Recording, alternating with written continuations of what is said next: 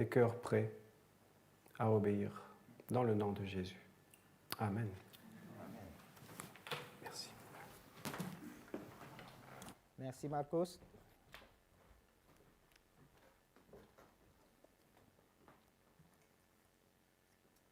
Bonjour à tous. Je m'appelle Ado, je suis originaire du Burkina Faso et je suis étudiant à l'Institut biblique de Genève et je fais un stage pastoral dans cette église. Donc ce matin, c'est une joie et un privilège pour moi de partager la parole de Dieu avec vous. Et nous continuons notre série de prédications sur la mécanique du salut. Et on pourrait définir la mécanique du salut comme étant la manière par laquelle nous sommes sauvés. Les semaines passées, nous avons vu avec Jonathan deux principales étapes dans notre processus de salut. La première, c'est que c'est Dieu qui est à la source du salut. C'est Dieu qui prend l'initiative de nous sauver.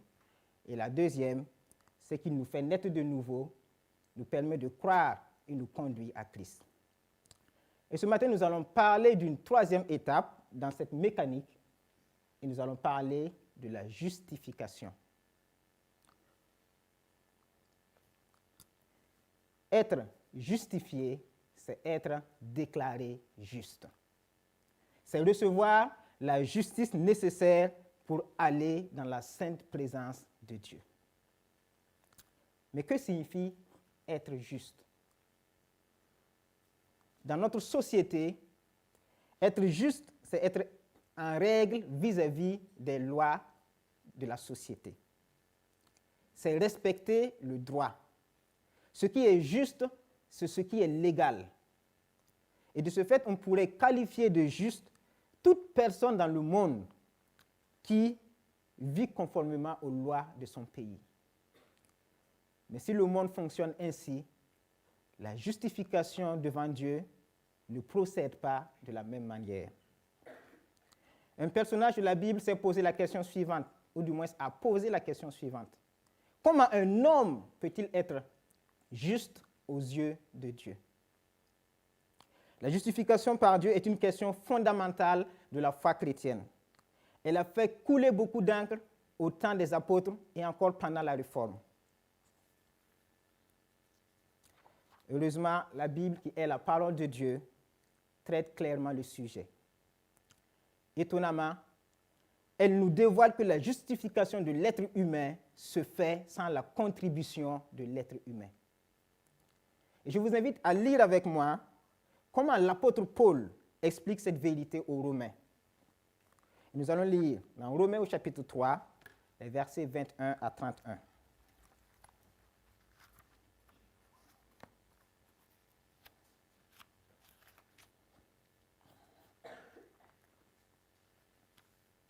Romains chapitre 3, à partir du verset 21.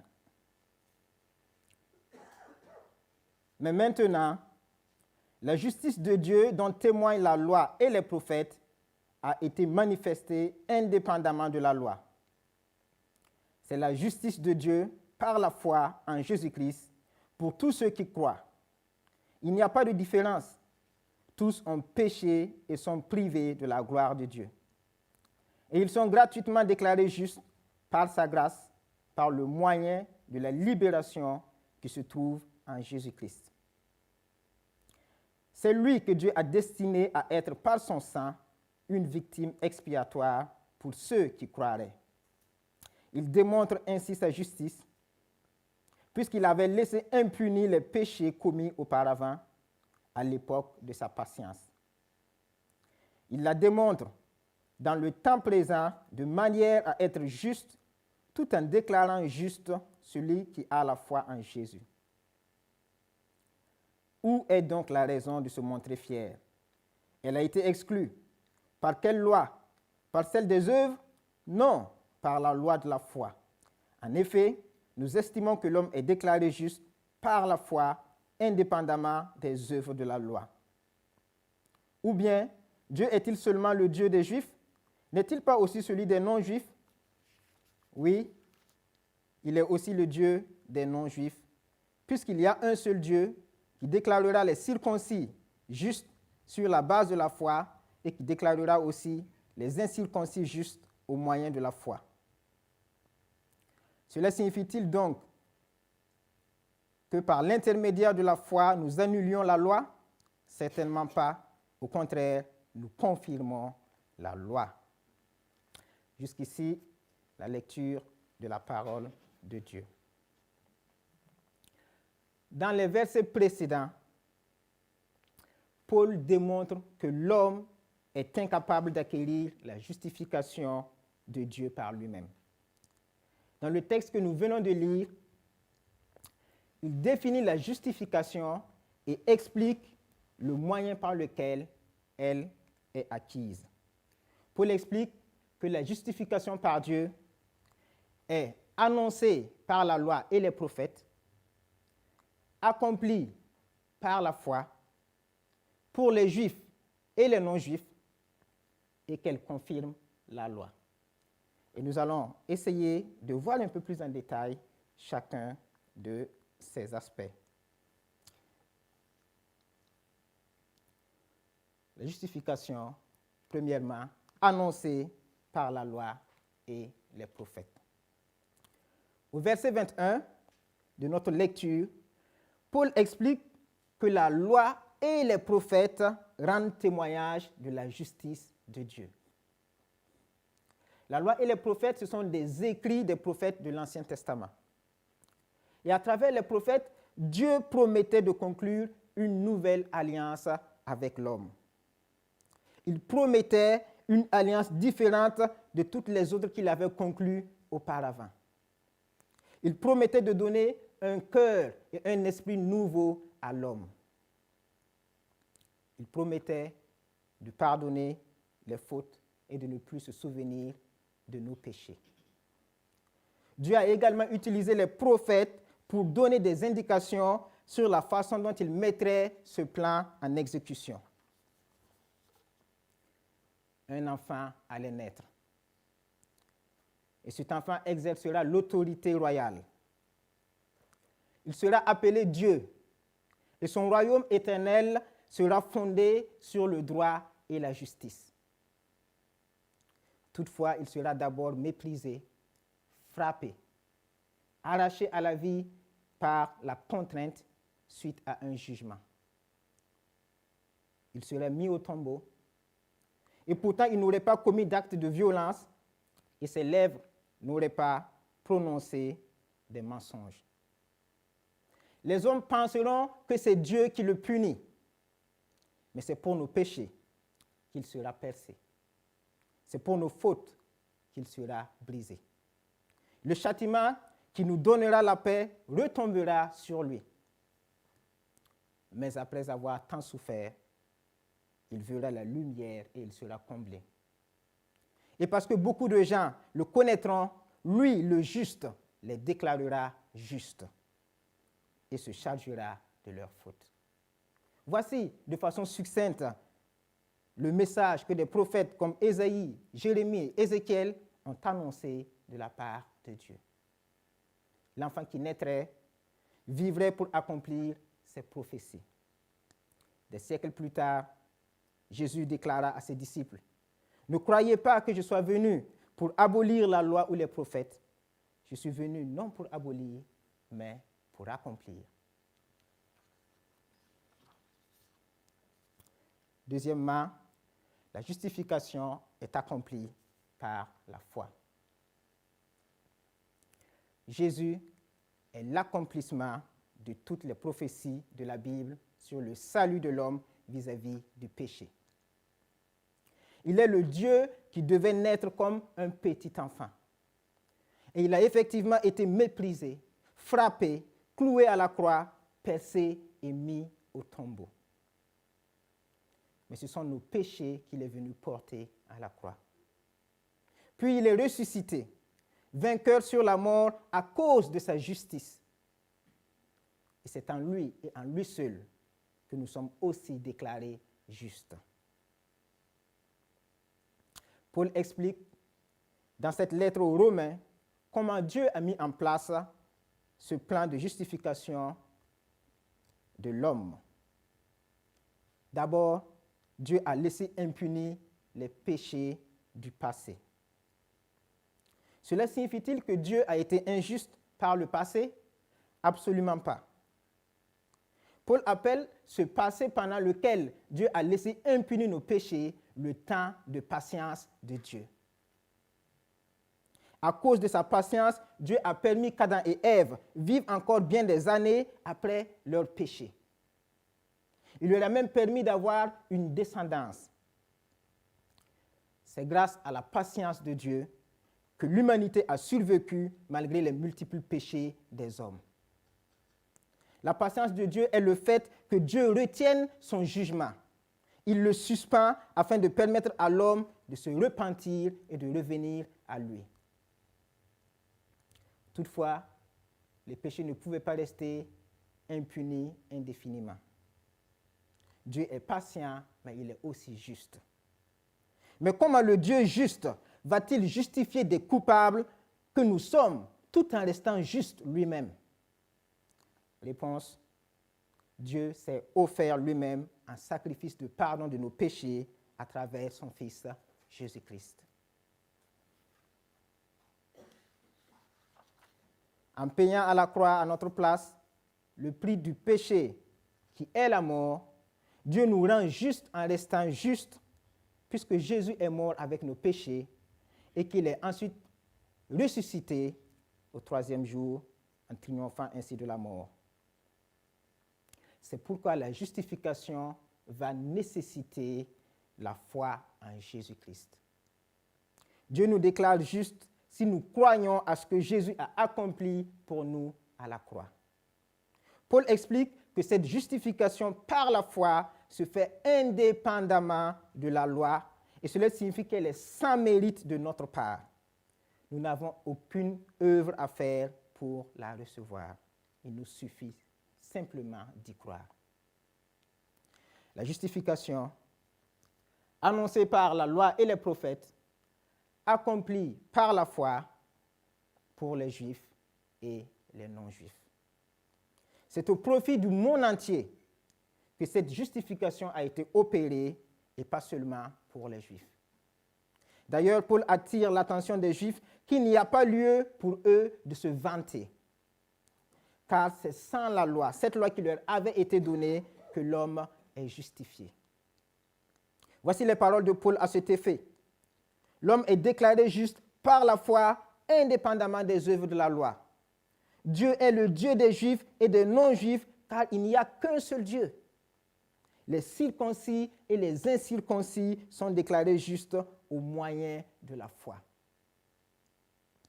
En résumé, il n'y a pas de différence entre les Juifs et les non-Juifs, car ils avaient tous les deux un même problème. Tous ont péché. Leur péché a produit une même conséquence. Ils sont privés de la gloire de Dieu. Alors, à travers Jésus, ils reçoivent tous une même grâce. Ils sont gratuitement déclarés justes.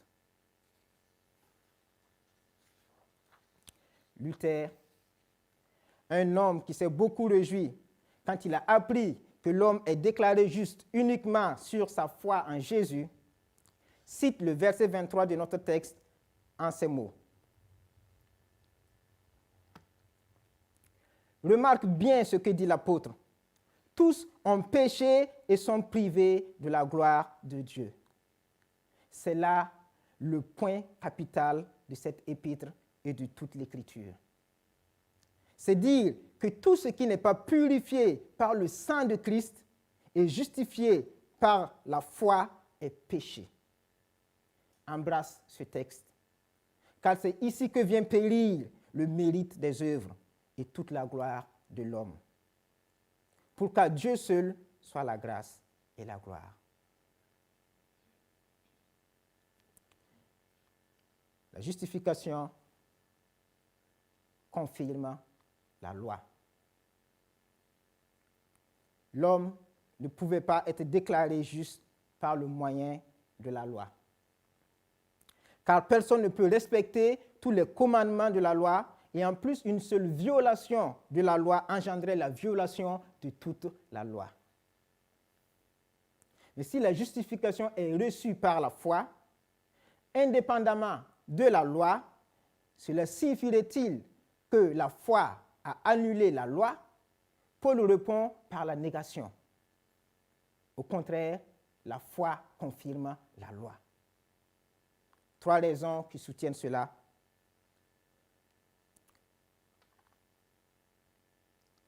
La foi paye la peine de mort qu'entraînait la violation de la loi. La foi accomplit le but originel de la loi qui était de montrer à l'homme qu'il est incapable de se sauver lui-même et le conduit en fait à Christ. Le but de la loi était que l'homme se rende compte que par ses propres efforts, il ne peut pas aller à Dieu, il ne peut pas plaire à Dieu. Et la foi rend les croyants capables d'obéir à Dieu. Par la foi, nous accomplissons tout ce qui n'était pas possible avec la loi. Et c'est à cette fin que la loi avait été donnée, pour que la foi la confirme.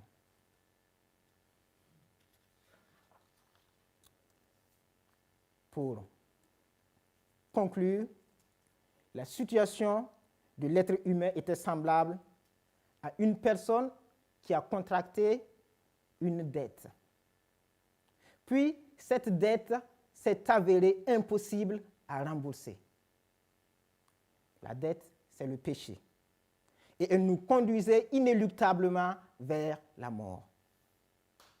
C'est pourquoi la Bible dit que l'homme est confronté à la loi du péché et de la mort. L'auteur du livre, Yesaya, tout ce qu'ont dit les prophètes,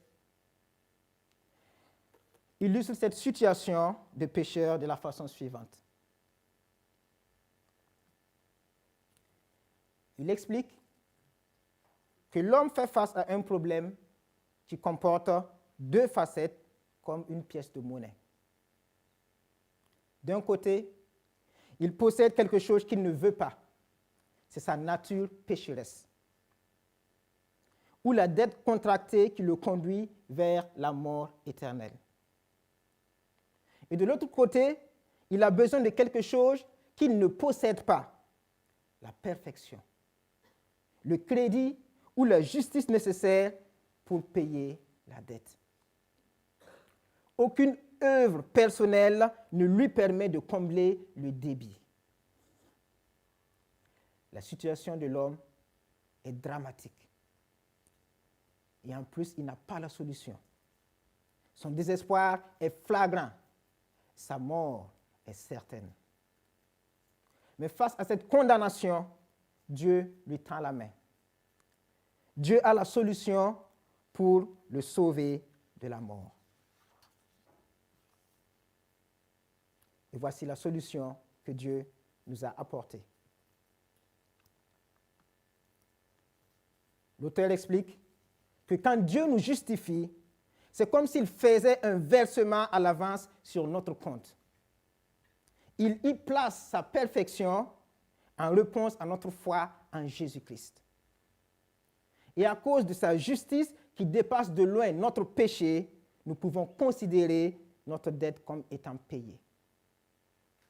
Sa justice qu'il applique comme crédit à notre profit nous donne aussi la perfection de vivre avec lui au ciel. Il n'y a plus de condamnation pour ceux qui sont en Jésus-Christ.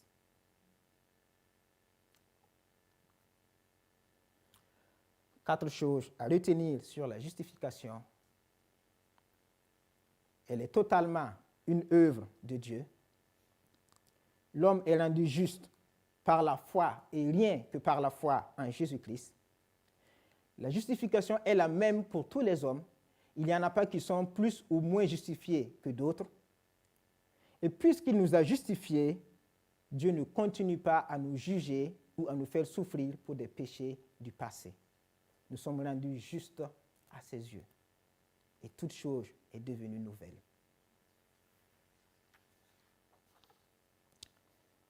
Pour terminer, si Dieu est prêt à justifier les êtres humains, c'est parce qu'il désire que nous soyons sauvés au jour de son jugement à venir. Si vous n'avez pas encore reçu la justification de Dieu, vous pouvez la recevoir ce matin. En prenant la décision de croire en Jésus et de faire de lui votre Sauveur et votre Seigneur. C'est par la grâce que nous sommes sauvés par le moyen de la foi. Dieu nous justifie pour que nous portions des fruits. Si nous avons déjà reçu cette justification, alors elle doit être visible. Visible à travers l'amour que nous portons les uns les autres, à travers notre solidarité, notre générosité, à travers notre promptitude à pardonner, à travers nos prières les uns pour les autres, et etc. Que notre justification porte des fruits qui édifient l'Église et qui glorifient Dieu dans le monde. Je vais encore prier.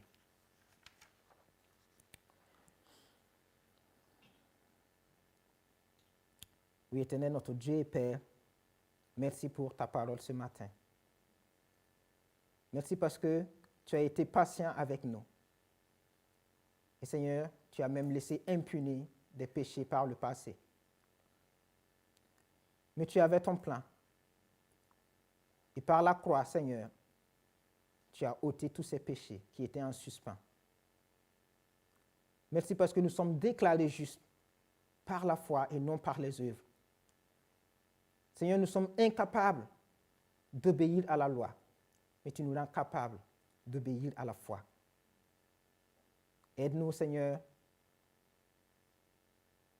à porter du fruit parce que tu nous as déclarés justes. Aide-nous, Seigneur, à être des lumières dans ce monde que nous vivons.